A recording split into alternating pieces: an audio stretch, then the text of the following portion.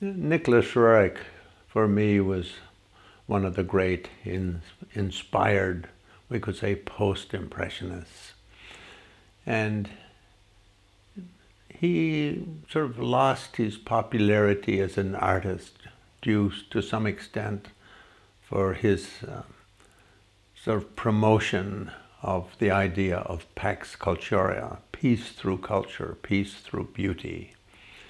And following World War I, he was perhaps, for the 5 years or 10 years after World War I, he was one of the 5 or 6 most popular artists on the planet, most sought after and most appreciated. And I very much love his paintings because they really do draw you in to this deeper sense of reality, a kind of taking you beyond the ordinary into the extraordinary. I got to know of him a little bit as a teenager because my mom was a British war bride and had some connections with Theosophical Society, and they had promoted his art a lot over the years around the world as sort of representing the power of the visual to bring about transcendence or to bring about higher being, bring about peace through culture. He was nominated for the Nobel Peace Prize in 1929, and for basically a proposal that was signed by the American government and 24, I think, world leaders, mostly from the 3 Americas, that in future wars no one would be allowed to bomb museums or kill artists or professors. They wouldn't be allowed to bomb universities. That basically all cultural institutions and educational institutions should be sacrosanct, hands off. And he was nominated for the Nobel Peace Prize for that, what became known as the Roerich-Pakt. And his paintings became very, very popular in the 20s, 30s. But then, of course, the rise of World War II in Europe, him being a Russian, sort of put him in displeasure with the Americans and the Europeans, and having a name like Nicholas Roerich, which is a bit of a German name, made him also a little bit, even though his German name really came from Scandinavian backgrounds, not from German mainland, you could say. And because he traveled a lot, people suspected him of being a spy, which of course anyone who travels is seeing many things. That is a source of much information. But then later, when I was living in Darmstadt, after he fell out of popularity, he got banned from Russia, got banned from the US, and was a little bit suspect in Asia because with the coming of World War II. So he settled in India, near Darmstadt, not so far from Darmstadt, in the Manali Valley, a place called Nagar. So it's about a 6-hour drive by motorbike from Darmstadt.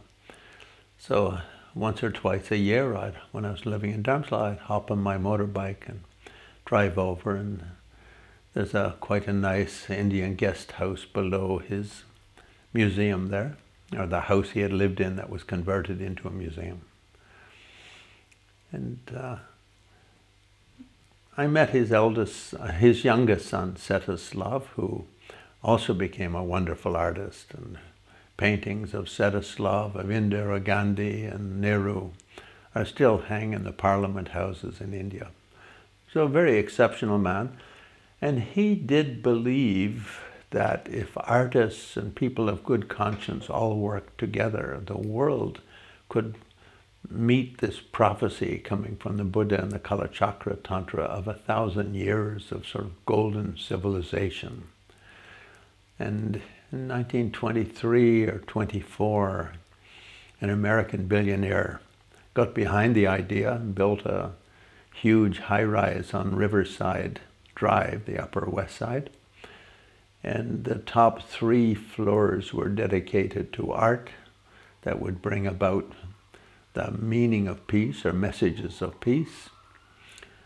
And the other 21 floors were apartments for geniuses who would create a think tank rather than have barbarian kings and war thugs and criminals and power mongers, warlords, making decisions. Try and get the decisions made by people with IQs over 110 at least, or 120, hopefully over 150.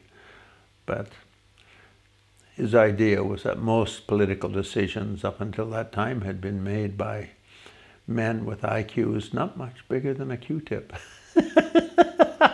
So Einstein endorsed this idea, and many other of the great intellectuals of the world, and great scientists and philosophers and spiritualists and so forth. It sounded like a wonderful idea and probably would have worked out, but America probably would have had a better ending, we could say.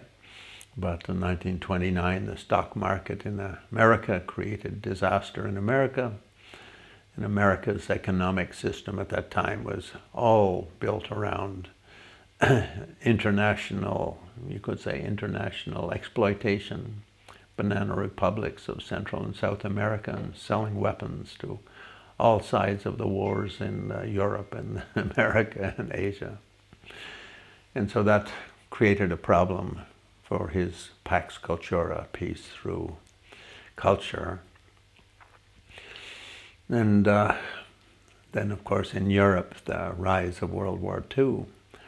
And then after World War II, then the sort of the Cold War that clamped down the planet into you're either a rank capitalist or a communist dictator.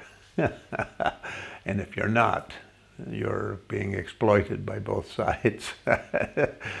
And so his Pax Cultura sort of went into the back burner.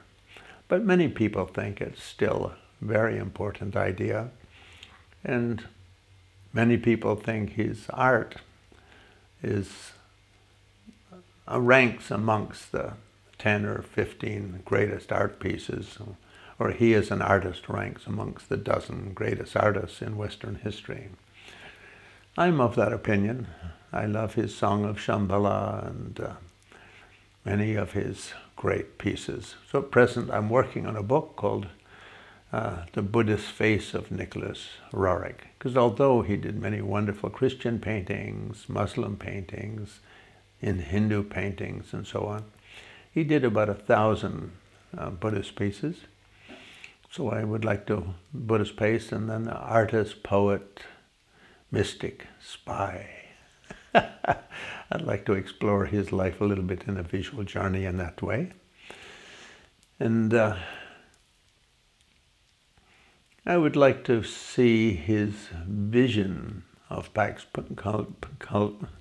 Cultura become more of a topic of conversation in the modern world, because now we're really talking about peace through barbarian rule, both in America and in most countries in Asia.